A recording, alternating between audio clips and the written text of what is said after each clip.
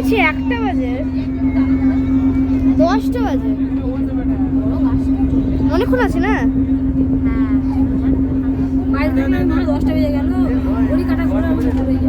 এখন ঘুরছে না থাক আস্তে আস্তে ঘুরতে গেলে দৌড়াতে 10টা বেজে গেল। এখন আমি যদি পড়তে বসলাম না তো দেখছি ঘুরে ঘুরে ইয়ে হয়ে গেল ঘুরি কাটে ঘুরেই না পড়তে বসলে।